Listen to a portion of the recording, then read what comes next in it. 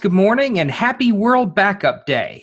This is the day that was designed to increase awareness for the need of backups. My name is Tim Richter with RCOR Technologies, and today I'd like to talk to you not only about backups, but something more global called business continuity. Many people know what backups of their computer are. However, they don't know that it's part of a complete business continuity plan. So let's define what business continuity is. Business continuity encompasses planning and preparation to ensure that an organization can continue to operate in case of serious incidents or disasters and be able to recover to an operational state within a reasonably short period of time. I took that from Wikipedia and pretty much reeled it off, but essentially, let me boil it down. Business continuity is disaster strikes and your business is not only prepared with a written plan and prepared with a plan of action, but people assigned to it, and it's a tested plan that's followed through on. Backups are definitely a part of it, don't get me wrong, but business continuity goes much larger than that. But I'm going to digress because that's what we're going to talk about later.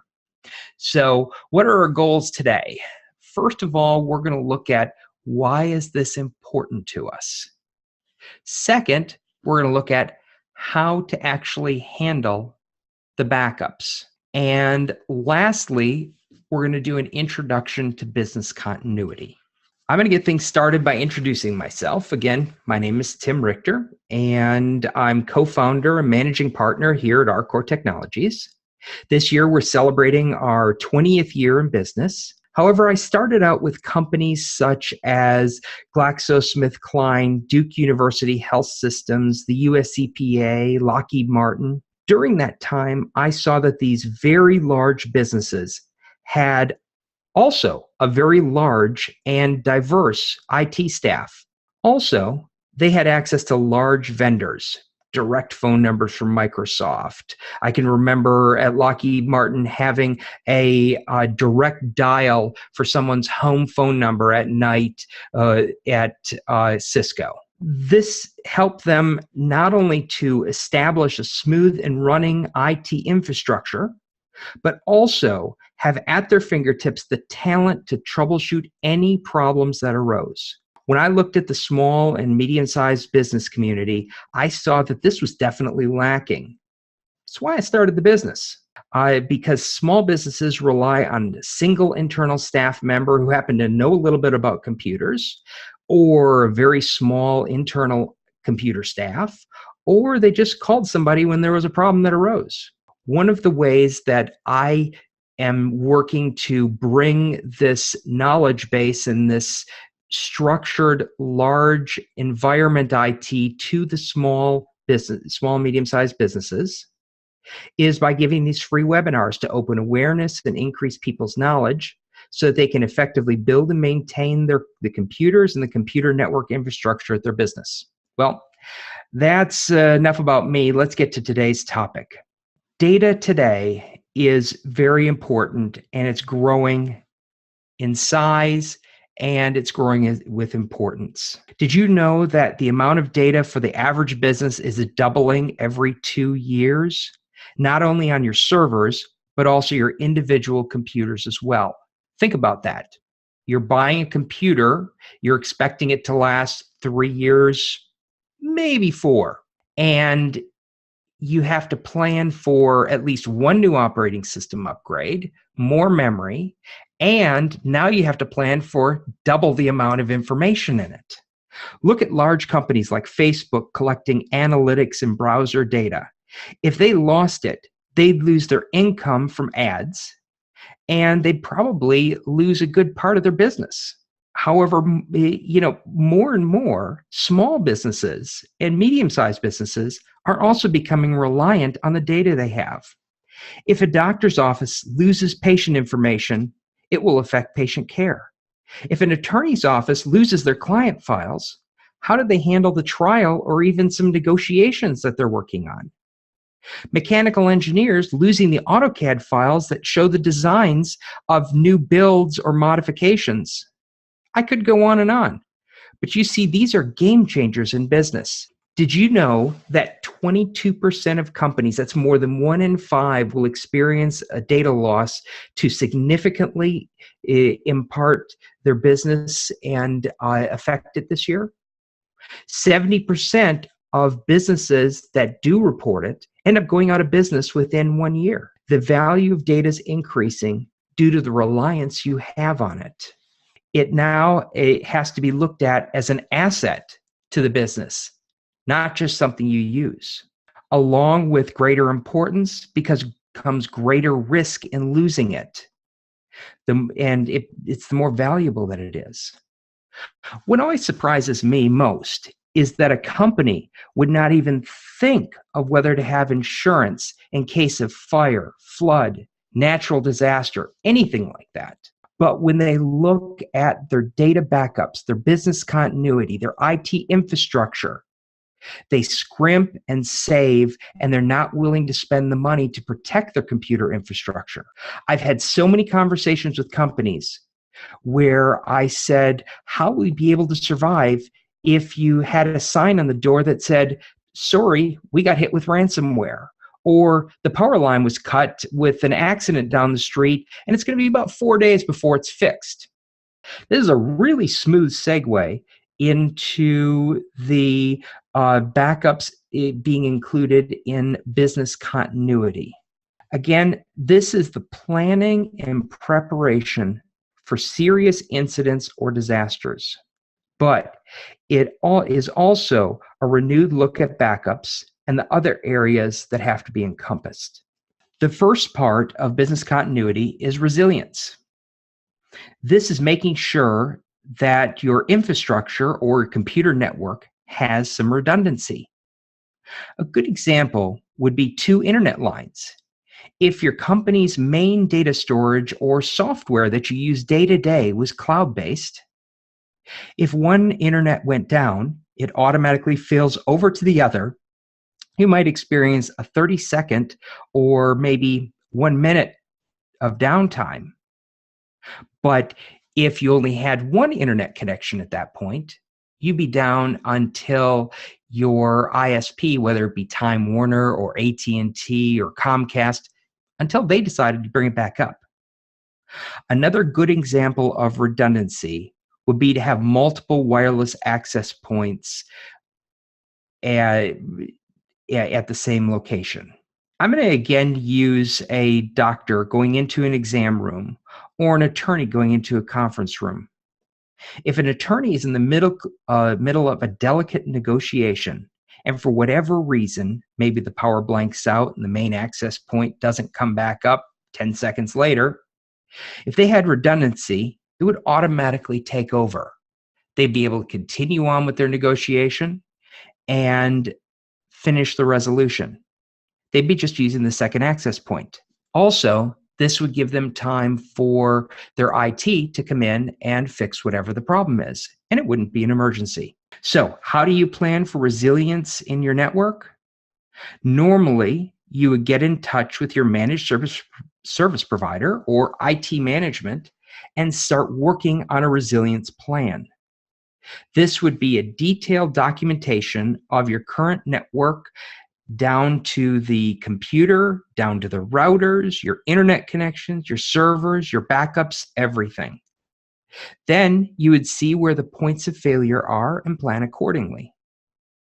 When work was being done by the city on the corner of a property, they at a doctor's office recently, they had planned ahead. Their Time Warner cable line came in one side of their building. Their Time Warner fiber connection, both internets, came in the other side. Now, one was cut. They didn't have to worry about it. I know this sounds like overkill. However, this particular doctor's office was able to see patients all day long through what would have been a time where they had to send patients home. Not only did they make money, but they didn't get a bad reputation in the community. Now, I'm using an example here of an office that their software package happened to be internet-based. The next part of business continuity is recovery. This is where you need to make sure that your backups are there and that they're restorable. I guess it's the first thing I really want to cover is that the backups that are never tested are pretty much useless. Also, I'm going to put a note here that if there's electronic verification of the backup, which is what so many companies say, oh, our backups are verified for integrity electronically, that's pretty much useless too, folks. The only way to truly test a backup is to try and do a restore on a regular basis. Last night, there was a storm in the Raleigh-Durham area, as you all know. But what you don't know is we had 3 offices that had lost power. One had battery backups and a generator. So we really don't have to talk about them. They're doing fine. But the power outage was longer than the batteries would take at the second office. Everything went down. Luckily, everything came back up when the power came on. Let's talk about the third office, though. That office had the similar situation as the second. The power outage lasted a couple of hours and the battery backups lasted 30 minutes of that. However, when they came back up, their ultrasound software, which does an integrity check of all of its files on startup, went and automatically notified our office at 4 a.m. this morning that there was a problem. The on-call technician knew that they not only had regular backups, they had redundant backups as well as backups off-site. These backups are checked by our technicians on the logs on a daily basis, and every other week files are tested for integrity by restoring and making sure that they're readable. The verification process is, like I said, a test restore. Does that sound like overkill? Well, in this case, by about 4:15, all 3 files that had problems were restored from a local backup. When patients came knocking at their door at 8 a.m. this morning, their ultrasound technician didn't even know there was a problem.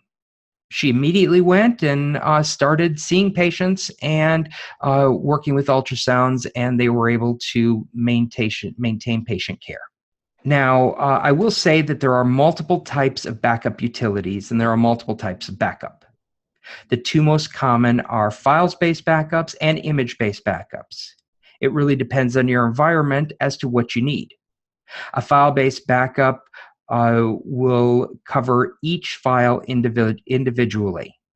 An image-based backup will go ahead and create an image of the whole computer or server. So you, instead of restoring a individual file, you would restore the whole copy of the server to a new piece of hardware if you had hardware failure, or back to the server if there was a major problem with it. Either way you go, you're going to want redundant copies. A copy of all backups should be local at your establishment, and another copy should be off-site. The reason we want a copy local, because many people just put a copy off-site, is that if you have to do a restore of a single large file, your internet connection is your holding point. If it's an extremely large file, it could take 10, 15 minutes, an hour just to restore that one file. If it was on site, it may take 2 to 3 minutes. Many times, the off-site backup will be cloud-based. I won't get into what that means other than the fact that the cloud is a storage off-site. It's transmitted electronically through your internet connection to that off-site location. This is usually how we do our off-site backups.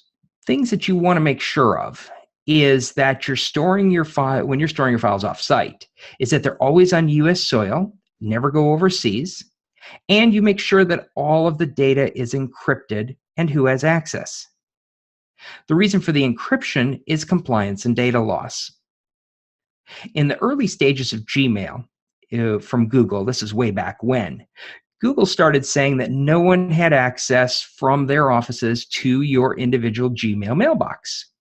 Then a recording came out of an employee at a local restaurant laughing and joking with their colleagues about what someone had in an email. And they had to retract it. They had a little egg on their face. They immediately cleared things up. Google's a fantastic company.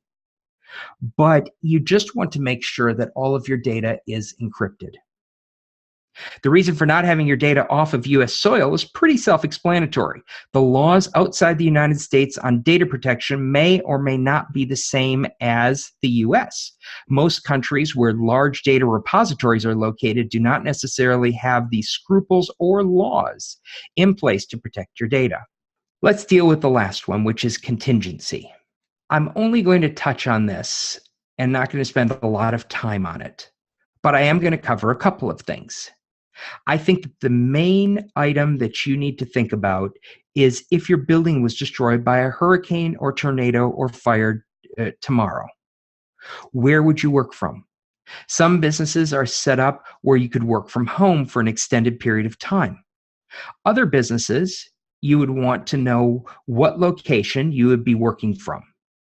It is as simple as finding a temporary office space and keeping that on file, or working with another local physician's office, attorney's office, engineering firm, construction company that happens to be local and partnering with them so that you could trade and be working at their office.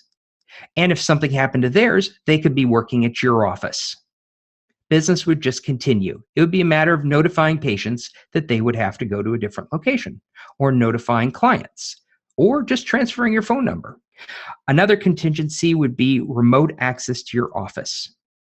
I know here in North Carolina, if there's an ice storm, the city pretty much shuts down for anything from 1 day to 1 week. We found that recently. Having remote access would allow you and your key employees to gain access to the data to either continue working or continue business operations. Now, this is just glossing over what a contingency plan is. Our last contingency plan was for an attorney's office over near North Hills, where we recently had a 6.5 day, it was 6.5 pages long, the contingency plan. Sounds like overkill again. But earlier this year, a couple of months ago, we had an ice storm, and they were not able to get into work for almost a week. We had set things up at their request where they had laptops with webcams, conferencing software. They had everything they need to continue working from home. The phones rang to their cell phones once it was transferred over, and all that information was there, how to do it. Their office, they didn't even have to get in touch with us. Their office manager just had a list of phone numbers to call and things to enact, and same with when things got done. They were meeting with clients. They were getting things resolved and done because a lot of their business was done out of the state. Again, this may not specifically suit your needs. However, it's to give you an idea that there are things to do when these situations arise. Now, today we've not only covered backups and the more all-encompassing business continuity. To be honest, I'm bringing this out here as a help to you.